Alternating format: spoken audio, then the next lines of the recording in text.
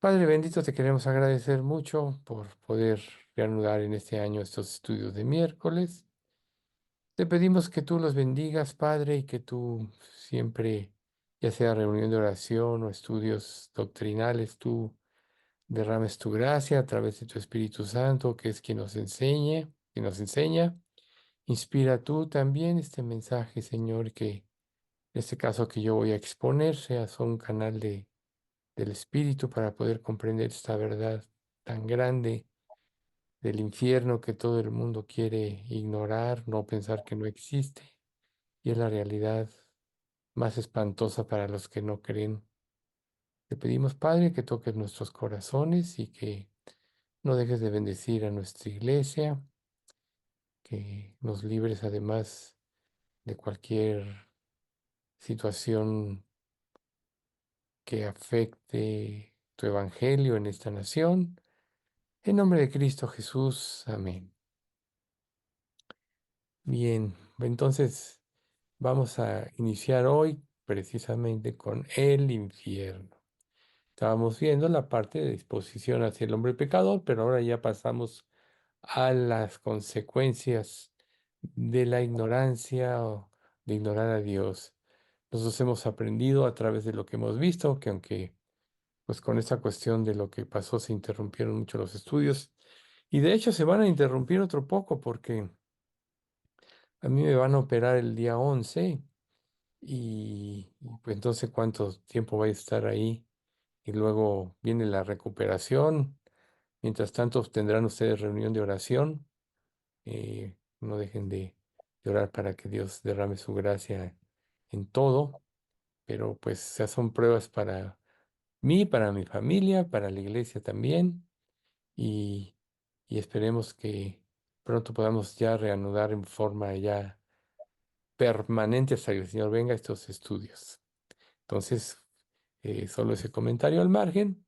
Entonces, nosotros hemos visto, como decía, hemos aprendido muchas cosas acerca de la situación del hombre en su relación con Dios, desde Adán y Eva.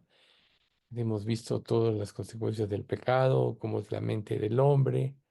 Y lo más horrible, yo diría, es que cuando el ser humano ignora voluntariamente, rechaza a Dios o se burla de él, es entregado a su pecado, está expuesto a la miseria y está sujeto a la muerte física, porque espiritualmente ya está muerto. Recuerde que todos estamos muertos espiritualmente hasta que venimos a Cristo, nos arrepentimos y creemos. A los que creemos, Dios nos da precisamente el nuevo nacer o la regeneración, nos da un nuevo espíritu, nos da un corazón sensible a la voz, a su voz y a su voluntad, nos sepulta al hombre de pecado, como dice en Romanos 6, a la antigua naturaleza, y nos da su Espíritu Santo y ahí aprendemos, empezamos a aprender a vivir de una manera diferente. Lo que la Biblia llama carne, pues es la naturaleza humana, no la antigua naturaleza que esa ya quedó sepultada. Y esta tenemos que aprender a someterla a través de la obediencia, de la sujeción a Dios. Y a través de la historia del pueblo de Israel, nosotros hemos visto pues como el ignorar a Dios, el rebelarse en contra de Dios, Dios lo entrega a sus pecados, eso es a sus pensamientos, a sus negaciones y los deja vivir extraviados. No es sino hasta que vienen los grandes quebrantos, así como este que comentábamos de los ángeles. Ojalá que muchas personas aquí se arrepientan, hay que orar por ello, pero pues sí es una consecuencia drástica, es como un infierno, un pequeño infierno en la tierra, muy adecuado para poder ver lo que, para poder comparar un poco, que no hay comparación, con lo que vamos a empezar a ver ahora respecto a la manifestación de la ira divina, que es el infierno. Recuerden que en la antigüedad Dios tuvo paciencia y luego vino el diluvio, en esa generación antediluviana que la mayoría vivieron cerca de los 1000 años. Luego viene la destrucción de las ciudades de Sodoma, Gomorra, Adna y Zeboín. Perdonaron a Luz porque pidió Lot y pues quedaron sepultados en lo que quedó. Ahora es el mar salado, que nadie puede penetrar casi ahí, aunque ya han hallado vestigios de esas ciudades. Pero pues es la ira de Dios, como también se manifestó a través de la necedad de Israel y de su continua resistencia a Dios y a su voluntad, como tuvieron que ser primero pues afligidos con sequías, etcétera. Luego los cautivaron, los llevaron a los asirios cautivos. Israel se fundió con las naciones, que un día va a regresar en el final de los tiempos, y Judá todavía duró un poco más, unos 160, 170 años más, pero a final de cuentas también fue es expatriada a Babilonia, y ahí vemos la necedad. Regresaron, volvieron, pasan el periodo intertestamentario donde Dios guarda silencio de 400 años aproximadamente. Viene el Señor Jesús y no pudieron entender o someterse a Él, y esto trae muchas enseñanzas a nuestra vida, porque muchos podemos estar como estaban los fariseos, pensando que tenemos una buena vida cristiana, una buena religión, y la verdad es que podemos estar muy errados, pero pues gracias a Dios por su palabra que nos confronta. Y esta cuestión del infierno, pues para muchas personas no es agradable, es mejor ignorarla, pero cuando se termina la paciencia de Dios, se manifiesta la ira divina y la gente que muere va al infierno. Esta es una de las verdades más solemnes en las que las consecuencias del pecado no solo terminan con la muerte física. Imagínense personas que deciden suicidarse: ya estoy harto de este mundo, mejor me suicido y ya acaba todo, y no se dan cuenta que es cuando empieza la más espantosa realidad. Yo tengo un hermano que se suicidó y pues le pude hablar bastante. Dios quiera que al último se haya arrepentido, pero pues es tomar tu vida en tus manos y uno no sabe qué pasó. Lo que queda a nosotros como creyentes en situaciones como esa, pues es confiar en la misericordia de Dios, pero pues Dios es justo y Él nos da oportunidad a todos, y mi hermano, claro que la tuvo. Y así, como dicen Job, he aquí todas estas cosas hace Dios 2 y 3 veces con el hombre. O sea que no hay ser humano que no haya tenido conciencia de la existencia de Dios, ya sea a través de la naturaleza, a través del evangelio, del testimonio de otros creyentes, que Dios mismo que se manifiesta. Entonces, cuando una persona muere, pues hay un periodo en el cual los que somos salvos nos vamos a la presencia de Dios. Los que no se van en espíritu al infierno, ahí están atormentados espiritualmente, pero luego cuando viene el juicio final, resucitan para ser juzgados, y ya con cuerpos físicos eternamente serán atormentados. Ya veremos esto un poco más a detalle más adelante. Entonces, pasar la eternidad en el infierno, donde ya no hay regreso, ya no hay vuelta atrás, es algo verdaderamente espantoso. Dios quiera que en nuestra iglesia todos lleguemos a ser salvos. Yo he orado mucho porque así sea. Entonces, eh, tenemos que tomar esta doctrina con mucha diligencia, con mucho cuidado, porque es una de las realidades más reales que debe enfrentar la gente que rechaza y menosprecia a Dios, que rechaza a Cristo y menosprecia a Dios. Recuerden, como dice Hebreos 10:29, cuánto mayor castigo pensáis que merecerá el que pisoteare al Hijo de Dios y tuviere por inmunda la sangre del pacto, en la cual fue santificado e hiciera afrenta al Espíritu de gracia. Peor que violar la ley de Moisés, que violar la conciencia que está amparada bajo la ley de Moisés, es rechazar a Cristo con bajo cualquier argumento. Es la peor afrenta que le podemos hacer a Dios. Entonces, hay un lugar de un juicio eterno para todos aquellos que rechazan la gracia de Dios. Recuerden, el Señor no retarda su promesa, según algunos la tienen por tardanza, sino que es paciente para con nosotros, no queriendo que ninguno perezca, sino que todos procedan al arrepentimiento. Dios tiene paciencia y extiende su misericordia.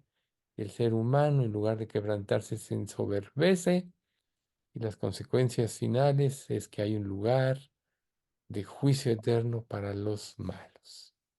Entonces, vamos a examinar dos palabras griegas que se dan al infierno, que es Hades y Gehenna. Y nos vemos que en el Nuevo Testamento y aún en el Antiguo se habla mucho del Hades. Entonces ahí estos dos términos se emplean precisamente para hacer referencia al infierno. Entonces, la razón de estudiarlos es para llegar a un entendimiento más profundo y más claro de la naturaleza del infierno. Por eso es importante tener un estudio cuidadoso y meticuloso, sobre todo de todas las referencias que la Biblia nos da. Entonces empezamos nosotros con el Hades. La palabra Hades proviene de la palabra griega Hades, la cual se encuentra 10 veces en el Nuevo Testamento.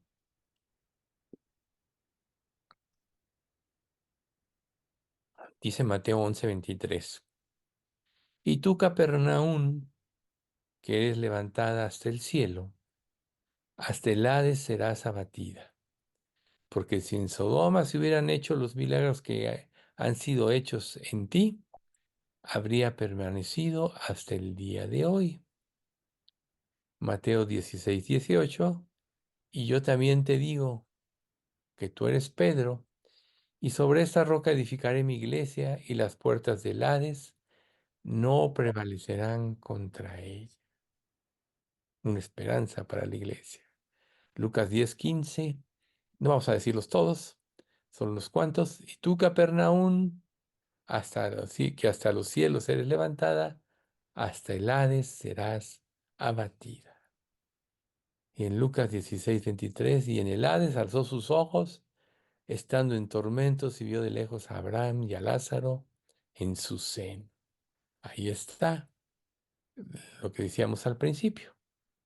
El rico murió sin arrepentirse y estando en espíritu en el Hades, estaba en tormento, de lo que les decía. Espiritualmente, las personas cuando mueren, las que no arreglaron sus cuentas con Dios, no aceptaron su gracia, van al infierno, al Hades, y ahí serán atormentadas hasta el momento del juicio final. Y reitero, una vez que se dé este juicio, recibirán cuerpos eternos para ser atormentados eternamente por los siglos de los siglos. Esa espantosa realidad a nosotros como creyentes debe hacer mella en nuestro corazón porque estamos rodeados de gente incrédula.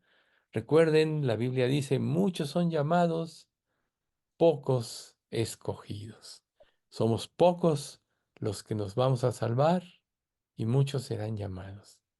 Pero Dios nos dejó aquí en este mundo para ser un testimonio fiel de su palabra, de su verdad, y que la gente sea advertida de este lugar, para que no lo ignoren, para que Satanás no minimice la realidad de esto con sus fábulas, pensando que ahí se van a divertir, etcétera. Vamos a ver más adelante que es un lugar de soledad profunda, donde mentira que va a haber compañerismo y juergas y todo este tipo de cosas. Entonces, algo importante como un comentario, que es el seno digo, al margen que estamos viendo ahorita, es que el seno de Abraham, ya ven, el rico está en el Hades atormentado y ve al, a Lázaro con Abraham en su seno. En el judaísmo a este lugar se le llamaba, el seno de Abraham, el paraíso. Fíjense qué curioso, es algo que generalmente es ignorado. El judaísmo es donde reposaban los muertos según ellos. Hasta el día, ¿hasta cuándo reposaron? Hasta el día en que Jesús en la cruz venció, murió y resucitó y llevó a todos los muertos al cielo. Entonces, podríamos decir que el paraíso se trasladó al cielo y ahora todos los que morimos en Cristo vamos al cielo, a la presencia de Dios, para gozar de su amor espiritualmente hasta que venga el arrebatamiento y recibamos nuestros cuerpos perfectos, inmortales, para estar para siempre con el Señor, gozando de su amor. Esto es hermoso, pero es triste los que no van allá. Hechos 2, 27 y 31 dice, porque no dejarás mi alma en el Hades, hablando de Cristo, ni permitirás que tu santo vea corrupción. Sí descendió Jesús al infierno, que este es otro comentario muy importante, para dar testimonio a los que no estaban en Cristo sobre su victoria sobre el pecado. Y a los que estaban en Cristo para llevárselos al cielo. Fíjense, descendió a lo más profundo y llevó cautiva a la cautividad. Luego dice el 18, viéndolo antes, habló de la resurrección de Cristo, que su alma no fue dejada en el Hades, ni su carne vio corrupción. Apocalipsis 1:18 dice, y el que vivo y estuve muerto, mas he aquí que vivo por los siglos de los siglos. Amén. Y tengo las llaves de la muerte y del Hades. Apocalipsis 6:8, miré y he aquí un caballo amarillo, y el que lo montaba tenía por nombre muerte, y el Hades le seguía. Y le fue dada potestad sobre la tierra, la cuarta parte de la tierra, para matar con espada, con hambre, con mortandad y con fieras de la tierra. Ahí está. La muerte y el Hades le seguía, el lugar de los muertos no salvos. Apocalipsis 20, 13 y 14. Y el mar entregó los muertos que había en él, y la muerte y el Hades entregaron los muertos que había en ellos, y fueron juzgados cada uno según sus obras. Y la muerte y el Hades fueron lanzados al lago de fuego. Esta es la muerte segunda. ¿Ven ustedes? Lo más hermoso para los que creemos es que un día ya no habrá muerte, ni dolor, ni sufrimiento. Tenemos esa gran esperanza. Y la triste realidad es que un día todos serán juzgados, aún la muerte y el Hades serán lanzados al lago de fuego que arde con azufre. Entonces, con más frecuencia se emplea como referencia a la muerte y la morada de los muertos. Claramente en Lucas 16:23 hace referencia a este lugar y a los tormentos que son. Dice así. Y el Hades alzó sus ojos estando en tormentos, y al Hades, perdón, y en el Hades, hablando del rico, alzó sus ojos estando en tormentos, y vio de lejos a Abraham y a Lázaro en su seno. Bien, entonces, bueno, hay dos interpretaciones respecto al Hades en relación con la palabra Gehenna, que ya decimos que es más o menos lo mismo. Hades es la morada temporal de los malos hasta que en el juicio final se reúnan con sus cuerpos resucitados y sean asignados al eterno lugar de tormento que es llamado Gehenna. Podríamos decir entonces que infierno es la prisión temporal y Gehenna es el lago de fuego que arde con azufre. Otro aspecto es que Hades y Gehenna se refieren al mismo lugar de tormento, el infierno. ¿Sí? Entonces, antes del juicio final y de la resurrección, como ya comenté ahorita, los malos sufren en un estado incorpóreo. Y después de la resurrección y del juicio final, los malos se reúnen con sus cuerpos resucitados y vuelven al mismo lugar de tormento. Esa sí que es una pesadilla. Ahora vamos a hacer alusión un poco a ajena. Entonces, la palabra ajena se encuentra dos veces en el Nuevo Testamento. Aquí, en esta versión, Gehenna la traducen como infierno. Entonces, cuando diga la palabra infierno, ustedes piensen en Gehenna. Pero yo os digo que cualquiera que se enoje contra su hermano será culpable de juicio. Y cualquiera que diga necio a su hermano será culpable ante el concilio. Y cualquiera que le diga pato quedará expuesto al infierno de fuego, a la Gehenna. Por tanto, si tu ojo derecho te es ocasión de caer, sácalo y échalo de ti, pues mejor te es que se pierda uno de tus miembros y no que todo tu cuerpo sea echado al infierno. Y si tu mano derecha te es ocasión de caer, córtala y échala de ti, pues mejor te es que se pierda uno de tus miembros y no que todo tu cuerpo sea echado al infierno, a la ajena. Mateo 10:28. No temáis a los que matan el cuerpo, mas el alma no pueden matar.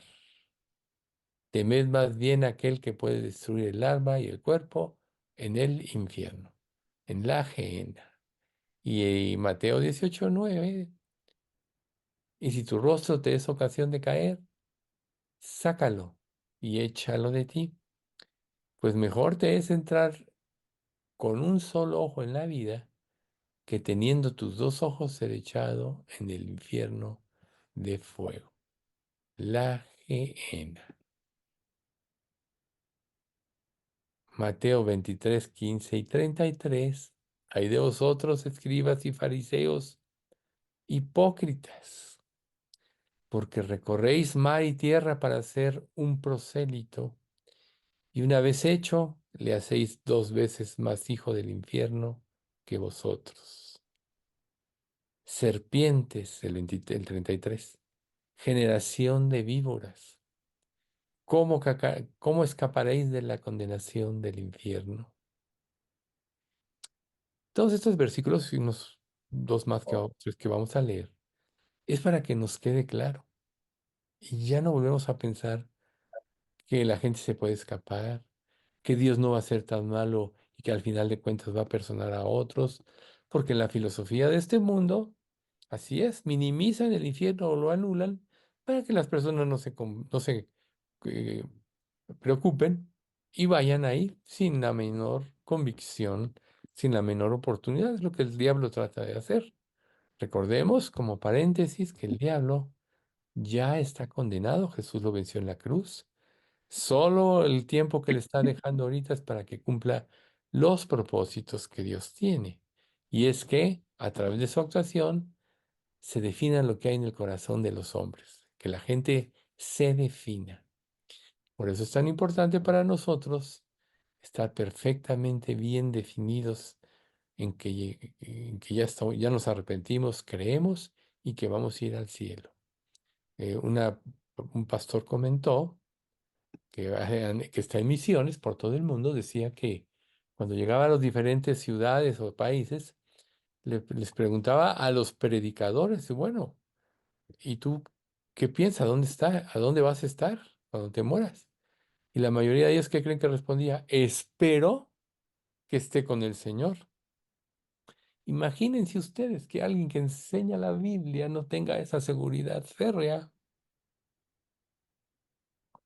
Hay el testimonio de muchos creyentes que ya están en el lecho de la muerte y dudan de su salvación. Por eso para nosotros ahorita en vida es importante afirmarnos en la salvación, estar seguros de que ya nos arrepentimos y- y le entregamos nuestra vida a Cristo. Mateo 9:43 y 47 dice, si tu mano te fuere ocasión de caer, córtala. Mejor te es entrar con vida manco que teniendo dos manos ir al infierno, al fuego que no puede ser apagado. Y el 47, y si tu ojo te fuere ocasión de caer, sácalo. Mejor te es entrar en el reino de Dios con un ojo que teniendo dos ojos ser echado al infierno. Aquí quiere decir que una persona se tiene que mutilar si está en esa situación, sino que más bien tiene que evitar cualquier circunstancia en su vida que lo tiente para pecar. Circunstancia, situación, persona. Lucas 2:15, 2:5. Pero os enseñaré a quién debéis temer. Temed a aquel que después de haber quitado la vida, tiene poder de echar en el infierno. Sí, os digo, a ese temed, a este temed. Santiago 2:6. La lengua es un fuego, un mundo de maldad. La lengua está puesta entre nuestros miembros y contamina todo el cuerpo e inflama la rueda de la creación. Y ella misma es inflamada por el infierno. ¿Se imaginan ustedes? Marcos 3:43 y 47. Es otra vez. Si tu mano te fuera ocasión de caer, córtala. Mejor te es entrar en la vida manco que teniendo dos manos ir al infierno, al fuego que no puede ser apagado. Y 47. Si tu ojo te fuera ocasión de caer, sácalo. Este ya lo leímos, pero lo repetí. Lucas 12:5. Pero os enseñaré a quién debéis temer. Temed a aquel que después de haber quitado la vida, tiene poder de echar en el infierno. Sí, os digo, temed a este. Santiago 3:6. La lengua es un mundo de maldad que es inflamada por el infierno y, y está puesta entre nuestros miembros y contamina todo el cuerpo.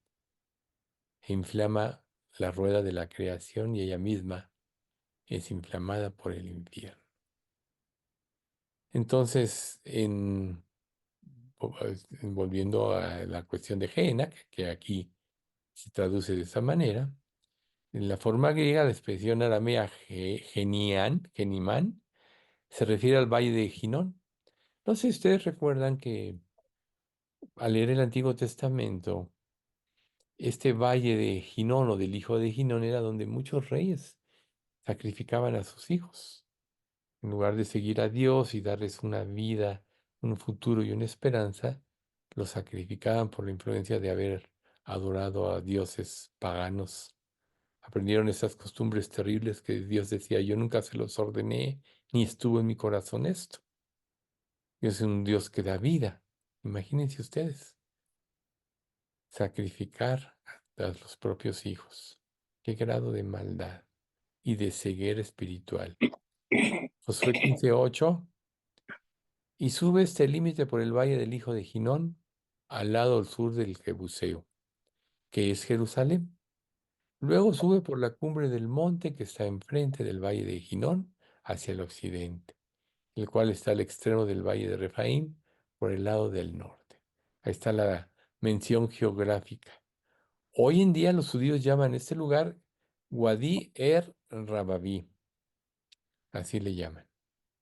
Y bajo los reinados de los reyes malos, como les decía, Acaz y Manasés, es donde este lugar donde ofrecían a sus hijos al dios de los amonitas, Moloc. Segunda Reyes 16:3 dice, antes anduvo en el camino de los reyes de Israel y aún hizo pasar a sus hijos, a su hijo, según las prácticas abominables, por fuego a su hijo, según las prácticas abominables de las naciones que Jehová echó de delante de los hijos de Israel. Prácticas abominables. Segunda Reyes 21:6, y pasó a su hijo por fuego, y se dio a observar los tiempos, y fue agorero, e instituyó encantadores y adivinos, multiplicando así el hacer lo malo ante los ojos de Jehová, para provocarlo a ira. Jeremías 32:35. Y edificaron lugares altos a Baal, los cuales estaban en el valle de Hinón, para hacer pasar por fuego sus hijos y sus hijas a Moloc, lo cual no les mandé, ni me vino al pensamiento que hiciesen esta abominación para hacer pecar a Judá. Entonces, durante el reinado de Josías, esta abominación de sacrificar se acabó porque Josías puso en su corazón el seguir a Dios y fue prosperado en ese tiempo. Desgraciadamente, cuando Josías murió, Israel volvió a lo mismo. Aquí vamos a ver en Segunda Reyes 23 del 10 al 14 lo que hizo Josías. Asimismo profanó a Tofet, que está en el valle del hijo de Hinón, para que ninguno pasase a su hijo o hija por fuego a Moloc. Quitó también los caballos de los reyes de Judá, que Judá había dedicado al sol, a la entrada del templo de Jehová, junto a la cámara de Natán Melec, eunuco, el cual tenía a su cargo los ejidos, y quemó a fuego los carros del sol. Derribó además del rey los altares que estaban sobre la azotea de la sala de Acaz, que los reyes de Judá habían hecho, y los altares que había hecho Manasés en los dos atrios de la casa de Jehová. Y de allí corrió y arrojó al polvo al arroyo del Cedrón. Asimismo profanó el rey los lugares altos que estaban delante de Jerusalén, a la mano derecha del monte de la destrucción, la cual Salomón, rey de Israel, había edificado a Astoret, ídolo abominable de los sidonios, a Quemos, ídolo abominable de Moab, y a Milcom, ídolo abominable de los hijos de Amón. Y quebró las estatuas y derribó las imágenes de acera y llenó el lugar de ellos de huesos de hombres. Cómo la fidelidad de un rey puede hacer tanto bien y cómo la infidelidad puede hacer tanto mal. Nosotros lo vemos en estos tiempos, como bajo el mandato de Biden hubo tanto, tanta oposición al cristianismo y se fomentaron muchas cosas. Ahora Trump viene a tratar de destruir todo esto. No es perfecto. Sabemos que va a cometer muchos errores, hay que orar mucho por él, pero a final de cuentas tuvo el valor de decir que ya solo hay dos sexos, hombre y mujer. Volvió a probar que se lea la Biblia en las escuelas, etcétera. Cosas buenas está haciendo, aunque pues no es perfecto y también evidentemente está cometiendo algunos otros errores, por eso tenemos que orar mucho por él. Pero aquí, volviendo a Josías, él puso su corazón para limpiar Israel. Aquí es triste ver en estos pasajes cómo el rey Salomón había edificado ídolos a los dioses de Quemos y Moab. Seguramente las mujeres paganas con las que se casó le influyeron y cuando ya era viejo, pues su voluntad decayó y pudieron hacer que se corrompiera. Y eso le costó la división de Israel a su hijo, de Judá y de Israel. Entonces, este tiempo del Valle de Hinón, del que estamos hablando, llegó a ser un vertedero para basura. Ahí se depositaban los restos de animales muertos y los cadáveres de los criminales ejecutados. Era un lugar de continuo fuego y humo, y estaba infestado de gusanos, ratas, etcétera. Generalmente este no se apagaba nunca. Una idea del infierno. Y en el tiempo de Cristo, la palabra Gehenna comúnmente se empleaba para denotar el lugar del castigo final, como decíamos, el lago de fuego y azufre, entonces se llevaría a cabo el lugar del tormento de los malos, un lugar de muerte eterna. Entonces imagínense ustedes todo lo que significa el infierno y cómo tenemos ilustraciones en la palabra de cómo los que han hecho caso omiso de la palabra de Dios, como decíamos al principio del estudio, como juicio de Dios, los entregó a sus propios pensamientos como un juicio. Cuando nosotros resistimos la voluntad de Dios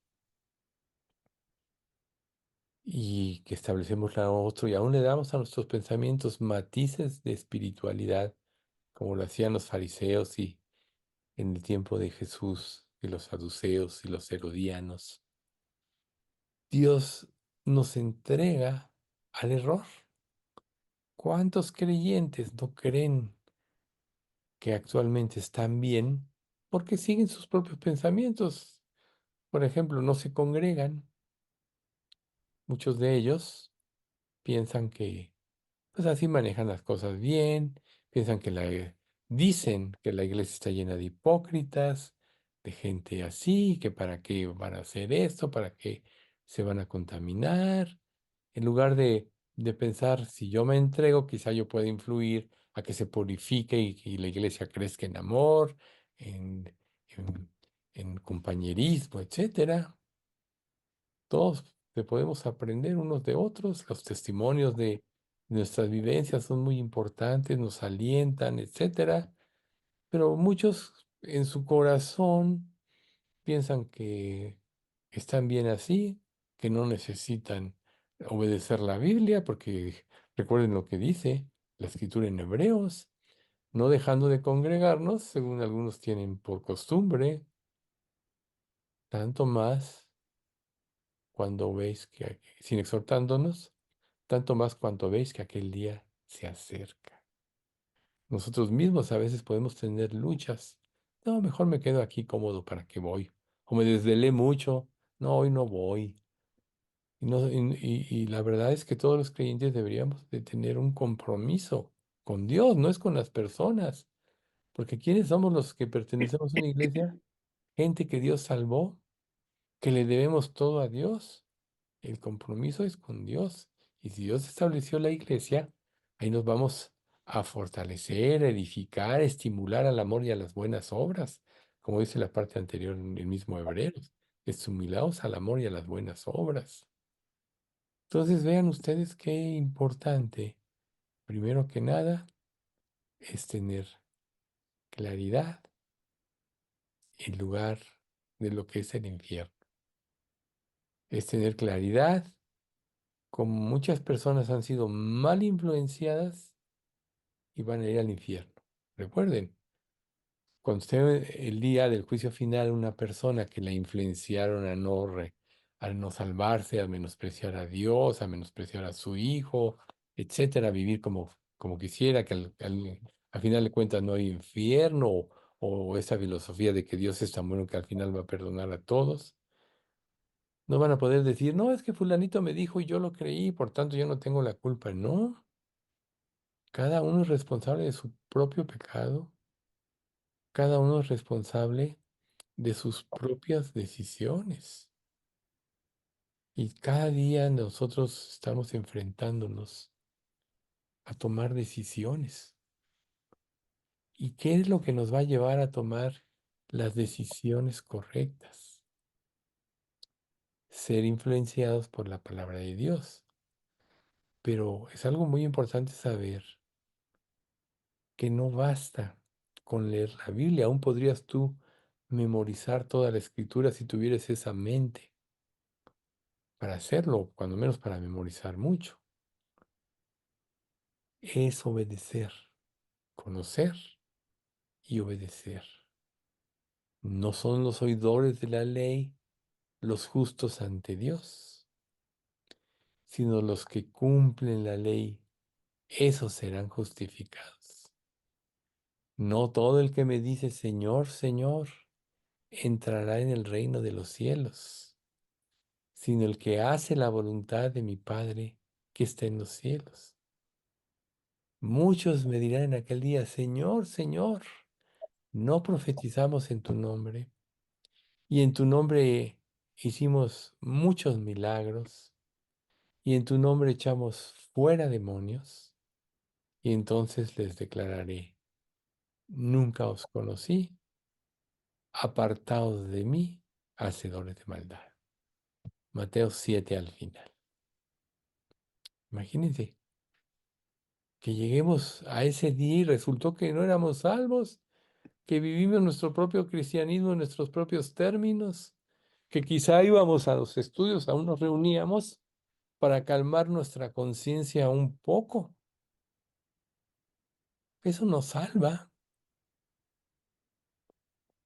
Cuando en la Escritura se menciona que todo el que persevere hasta el fin será salvo, está hablando no de que si tú te salvas y en un sentido te equivocas y pecas, ya no eres salvo. No, la salvación no se pierde.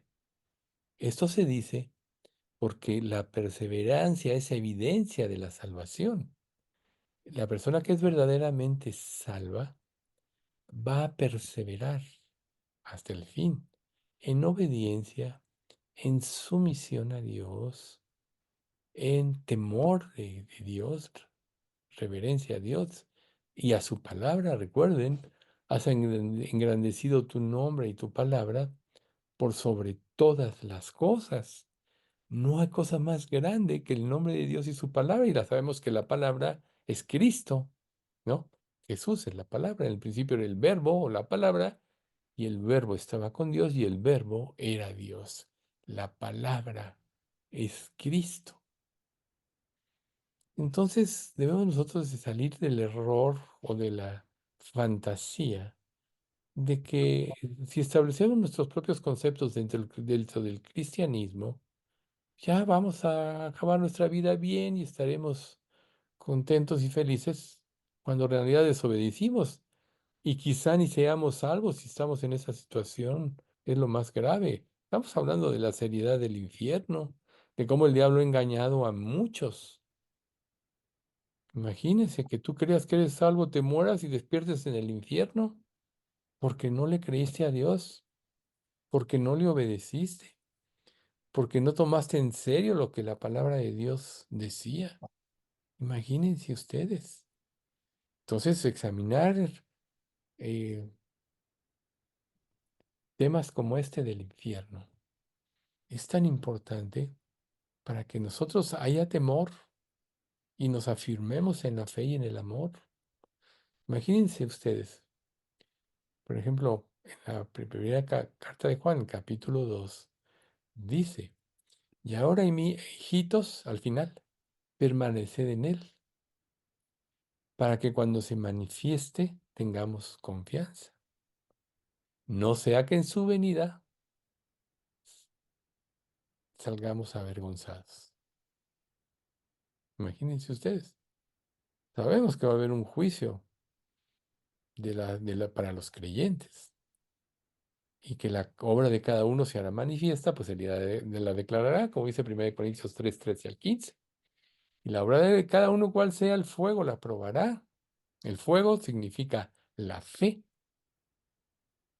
La fe significa obediencia a lo que Dios dice en su palabra. Si permaneciere la obra de alguno que sobreedificó, recibirá recompensas. Sobreedificar sobre qué? Sobre el fundamento correcto, sobre la piedra angular, que es Jesucristo, el cimiento que sostiene la iglesia. Y si la obra de alguno se quemare, recibirá pérdida. Esto es para los creyentes que no, que sí eran creyentes, pero decidieron seguir su propio cristianismo. Si bien él mismo será salvo, aunque así como por fuego. No sea que en su venida salgamos avergonzados. Imagínate, Dios nos da todos los recursos para poder servirle. Lo vamos a ver esto más adelante a detalle. Pero es muy importante que en este estudio nos quede muy clara la necesidad de obedecer y someter nuestras vidas a Dios. Salir de esa situación cómoda donde no nos importa a nadie más. ¿Cuál fue la última vez que tuviste un verdadero cargo por un alma? Si has pasado los últimos días o meses y tal vez años viviendo tu vida cristiana y no te preocupaste por el destino de los que te rodean, quiere decir que estás perdido en cuanto al llamamiento de Dios. ¿Cuál fue el más grande llamamiento que Dios nos hizo?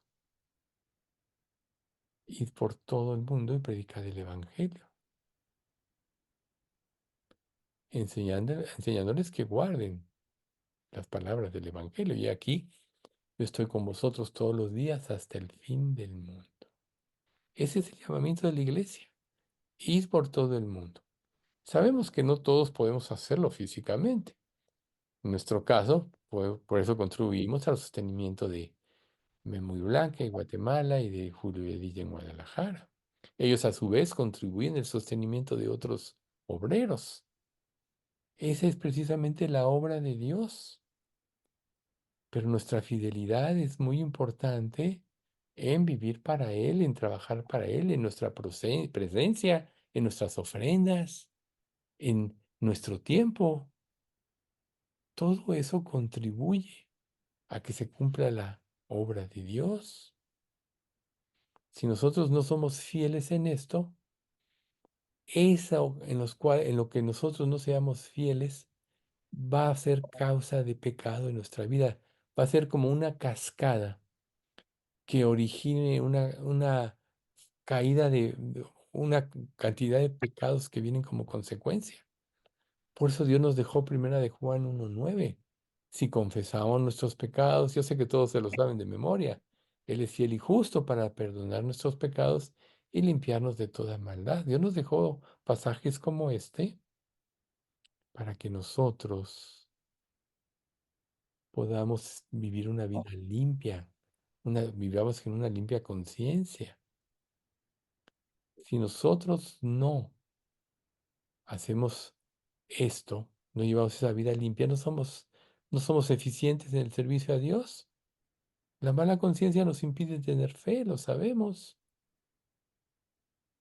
Todo lo que pidas en oración creyendo, lo recibiréis. Observen esta parte. O en oración creyendo. ¿Qué te impide creer? La mala conciencia. Por eso necesitamos a través de la palabra estarnos limpiando constantemente para tener una conciencia limpia delante de Dios y poder servirle con libertad, con esmero, con legitimidad. Santiago dice, ¿no tenéis porque no pedís? Pedís y no recibís porque pedís mal para gastar en vuestros deleites. Oh, almas adúlteras, ¿no sabéis que la amistad del mundo es enemistad contra Dios? Cualquiera que quiera ser amigo del mundo se constituye enemigo de Dios. Vean lo que dice el hermano del Señor, almas adúlteras. No tenéis porque no pedís y pedís mal. Analiza tus oraciones. ¿Qué es lo que determina? No, yo no digo que no pidamos por nuestras necesidades, por supuesto, pero está en tu corazón pedir porque crezca la obra de Dios, porque crezca nuestra iglesia, porque los mensajes cada día sean más profundos, que lleguen al corazón y nos lleven al cambio, porque podamos nosotros ser un testimonio, tanto en lo personal como familia, como iglesia, al mundo incrédulo. Aún un testimonio en el lugar donde estamos alquilando el salón, que por cierto nos subieron un poco la renta, razonable, pues estamos en un proceso inflacionario. Imagínense lo importante de nuestra fidelidad en todos esos aspectos. Pero si nos estamos comprometidos con Dios, entonces nuestra mente va a cambiar, nuestras prioridades van a cambiar. Por eso digo, analiza tu vida. ¿Cuáles son las prioridades en tus cuestiones de oración? Reitero, claro que puedes pedir por tus necesidades, claro que puedes pedir porque Dios confirme. Por ejemplo, ¿cómo vas a saber que tus planes son correctos o no cuando tú pides, por ejemplo, porque Dios te conceda algo de acuerdo a lo que tú estás planeando en tu vida? ¿Cómo podrías saber tú si tus planes son correctos? Te voy a decir la respuesta. Si tus peticiones están de acuerdo a lo que Dios revela en su palabra, tus peticiones son correctas. Si no están de acuerdo a lo que Dios revela en su palabra, tus peticiones son incorrectas. Entonces, como decíamos hace un momento, si Dios cuando nos resistimos a su voluntad nos entrega a, a que hagamos lo que queremos, como un juicio. ¿Cuántos no podemos estar ahorita extraviados pensando que somos espirituales, pensando que estamos siguiendo a Dios en nuestros términos y estamos más cerrados que nada por no concientizar todas estas cosas?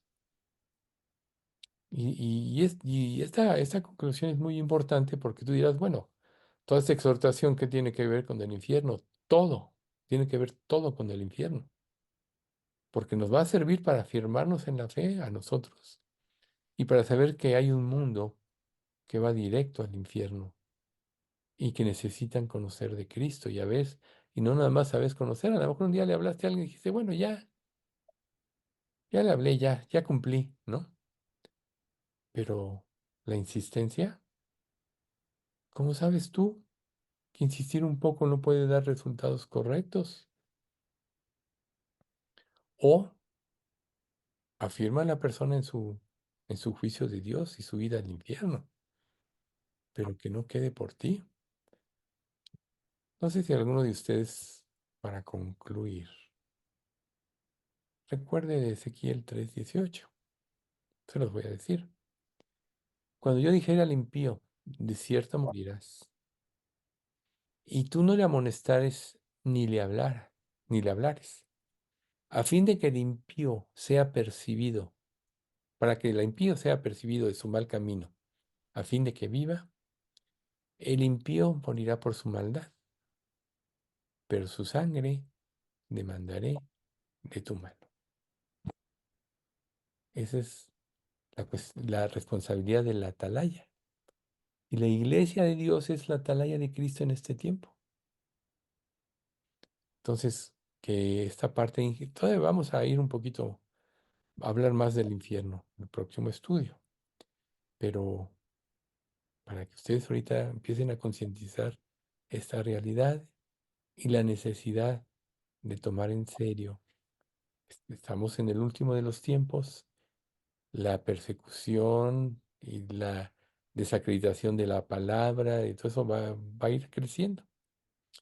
Si no nos afirmamos ahorita en la fe, vamos a ser de los que digamos confundidos, porque cuando se manifieste el hombre de pecado, engañará, si fuere posible, aún a los escogidos. Imagínense, ¿de cuáles de esos vas a ser tú? Vamos a dar las gracias. Miguel, Padre, ¿podemos hablar, perdón, por Miguel Pacheco y por el doctor Peralta, por favor? sí, cómo no, quienes pusiste ahí Sí, ajá, sí, por con favor. mucho gusto. Padre Santo, te queremos dar muchas gracias por este estudio. Gracias, Padre, por todas estas verdades que nos haces concientizar otra vez. Enséñanos, Padre, a tener presente en nuestra mente lo que es la naturaleza del infierno para que con las personas que convivamos podamos, Señor, tener la oportunidad de hablarle, de orar por ellos, para que se salven, Señor, para que tengan cuando menos un testimonio. Te pedimos por este señor Miguel Pacheco y ¿cómo se llama el otro? El doctor Javier Peralta, el doctor Ahí Javier por Peralta. Javier Peralta, Ujú. para que tú, Señor, en las pruebas que están viviendo los lleves a ti, que traigan salud y sanidad a sus vidas, pero Señor, lo más importante es que esto los lleve a ti y a sus familias a conocerte. Los ponemos en tus manos, así como pues, en nuestra iglesia, Señor, sabemos que hay muchos padecimientos de salud, somos una iglesia de gente mayor en su mayoría. Tú danos salud, Señor, danos fe, danos el poder usar todo lo que vivimos, Señor, para darte tu gloria en la dependencia tuya. Danos contentamiento, cualquiera que sea nuestra situación, y sobre todo, que siempre tengamos los ojos puestos en ti. No dejes de bendecir a nuestra iglesia, de proveer, como siempre lo has hecho, de todos los recursos necesarios para salir adelante. Y, Señor, pues también bendice a nuestros misioneros. Ellos están en el fuego, en el fuego, en los ataques del diablo, más cuando decidieron dar sus vidas por ti. Protégelos, protege a sus familias, santifícalos Manténlos llenos de fe y en la sana doctrina en todo momento. Aliéntalos a vivir para ti. En nombre de Cristo Jesús te lo pedimos. Amén.